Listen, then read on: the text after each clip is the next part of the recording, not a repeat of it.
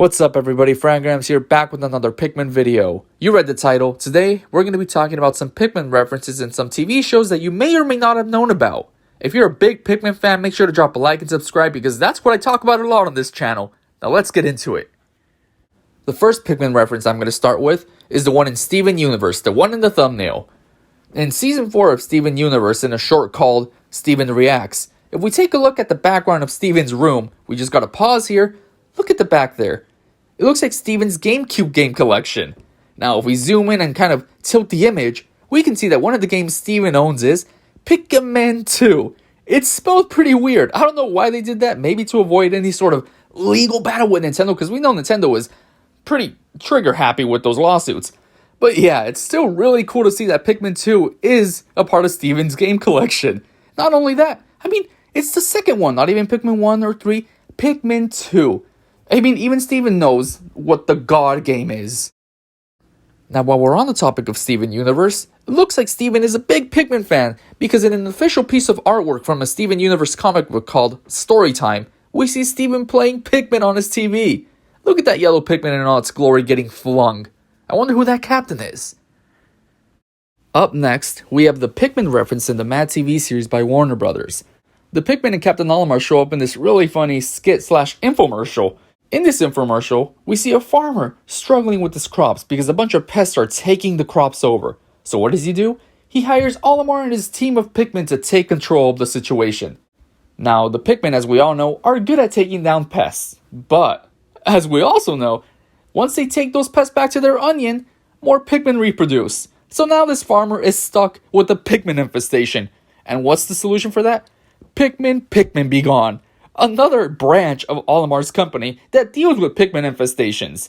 How does he deal with them? Well, by releasing a bunch of Bulborbs onto the Pikmin. It be your own sometimes. So now what does the farmer do? Well, he decides, let me just kick Olimar out the equation. This guy's the true pest here, infesting my garden even more. Now we're on to my favorite Pikmin reference in a TV show. This reference is in an episode from Season 4 of The Amazing World of Gumball called The Fury. In this episode, for a bit of context, we see Gumball's mom, Nicole Watterson, as a young cat, fighting her way through a martial arts tournament, because I guess she used to train in martial arts. But, if you look closely at this tournament, not only do you see an image of what looks like Bowser, but you also see the peckish aristocrat from Pikmin 3 make an appearance in this tournament. How random is that? That's why it's my favorite Pikmin reference in any TV show, because you could have gone with maybe the Bulborb making an appearance, an arguably more popular Pikmin enemy, right? But no, they went with this crab from Pikmin 3. So yeah, there's the Pikmin reference in The Amazing World of Gumball. Unfortunately, it looks like he's getting his ass kicked in this image though. Oh well. Now we're on to the next Pikmin reference in this video. A bit of a disclaimer though, this could just be a happy coincidence and not an actual reference, given the context of this episode. This is from an episode of Billy and Mandy called Murderous Neighbors. In this episode, we see Scar, the villain, accidentally turn into a sort of plant-like creature from Grimm's Scythe.